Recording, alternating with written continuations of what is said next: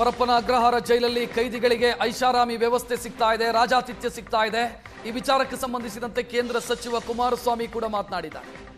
ಜೈಲಲ್ಲಿರುವಂತ ಟೆರರಿಸ್ಟ್ಗಳು ಅಲ್ಲ, ಜೈಲಲ್ಲಿರೋದು ಟೆರರಿಸ್ಟ್ಗಳಲ್ಲ, ವಿಧಾನಸೌಧದಲ್ಲಿರುವಂತ ಟೆರರಿಸ್ಟ್ಗಳು ಡೇಂಜರ್.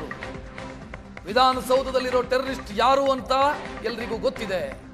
ರಾಜ್ಯ ಸರ್ಕಾರದ ವಿರುದ್ಧ ಕೇಂದ್ರ ಸಚಿವ ಎಚ್ ಡಿ ಕುಮಾರಸ್ವಾಮಿ ವಾಗ್ದಾಳಿ ನಡೆಸಿದ್ದಾರೆ.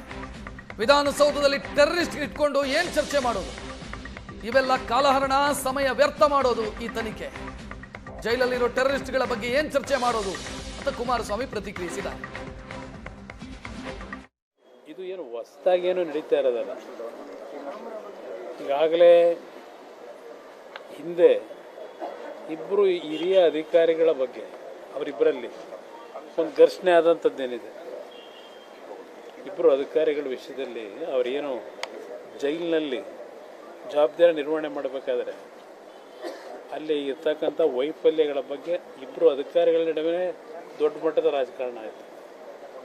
ಈಗ ನೀವು ಪರಪ್ಪನ ಅಗ್ರಹಾರದಲ್ಲಿ ಇರ್ತಕ್ಕಂಥ ಟೆರರಿಸ್ಟ್ ಬಗ್ಗೆ ಚರ್ಚೆ ಮಾಡ್ತೀರಿ, ವಿಧಾನಸೌಧದಲ್ಲಿ ಇರ್ತಕ್ಕಂಥ ಟೆರರಿಸ್ಟ್ ಬಗ್ಗೆ ಚರ್ಚೆ ಯಾರು ಮಾಡ್ತಾ ಇಲ್ವಲ್ಲ. ವಿಧಾನಸೌಧದಲ್ಲಿ ಟೆರರಿಸ್ಟ್ಗಳನ್ನ ಇಟ್ಕೊಂಡು ಪರಪ್ಪನ ಅಗ್ರಹಾರದ ಟೆರರಿಸ್ಟ್ ಬಗ್ಗೆ ಏನು ಚರ್ಚೆ ಮಾಡ್ತೀರಿ? ಅದರಿಂದ ಇವತ್ತು ಗೃಹ ಸಚಿವರು ಏನೋ ತನಿಖೆ ಮಾಡ್ತೀನಿ ಅಂತ ಹೇಳೋರೆ, ಸತ್ಯಾಸತ್ಯತೆ ತಿಳ್ಕೊತೀನಿ ಅಂದವ್ರೆ. ಅವ್ರಿಗೆ ಗೊತ್ತಿಲ್ವ ಪರಮೇಶ್ವರ್ ಅವರಿಗೆ ಅಲ್ಲೇನು ನಡೀತಿದೆ ಅಂತೇಳಿ? ಅದರಿಂದ ಇವತ್ತು ಮಾಧ್ಯಮಗಳಲ್ಲಿ ಅಲ್ಲಿ ನಡೀತಿರ್ತಕ್ಕಂಥ ಹಲವಾರು ರೀತಿಯ ಒಂದು ಮನರಂಜನೆಗಳಿರ್ಬೋದು, ಹಲವಾರು ರೀತಿಯ ಒಂದು ಅಲ್ಲಿರ್ತಕ್ಕಂಥ ಕೈದಿಗಳಿಗೆ, ಆರೋಪಿಗಳಿಗೆ ಯಾವ ರೀತಿ ಸೌಲಭ್ಯಗಳು ಕೊಟ್ಟಿದ್ದಾರೆ ಮಾಧ್ಯಮದಲ್ಲೇ ಈಗಾಗಲೇ ನೀವು ಬಿತ್ತರಿಸಿದ್ದೀರಿ. ಇಷ್ಟೆಲ್ಲ ರಾಜ್ಯದ ಜನತೆ ಮುಂದೆ ಇದೆಲ್ಲವನ್ನು ಪ್ರದರ್ಶನ ಮಾಡಿ ಯಾರ ಬಗ್ಗೆ ಯಾವ ವಿಷಯಕ್ಕೆ ತನಿಖೆ ಮಾಡ್ತೀರಿ ನೀವು? ನಿಮ್ಮ ಕಣ್ಣು ಮುಂದೆ ನಡೀತಿರ್ತಕ್ಕಂಥದ್ದು ಮಾಧ್ಯಮದಲ್ಲಿ ಈಗಾಗಲೇ ವಿಡಿಯೋಗಳೆಲ್ಲ ಹೊರಗೆ ಬಂದಿದೆ. ತನಿಖೆ ಮತ್ತೆ ಮಾಡಿ ಏನು ಮಾಡ್ತೀರಿ?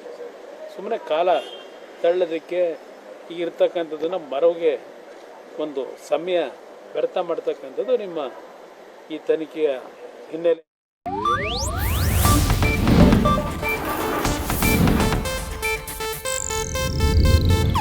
ಇದು ಏಷ್ಯಾನೆಟ್ ನ್ಯೂಸ್ ನೆಟ್ವರ್ಕ್ ಪ್ರಸ್ತುತಿ.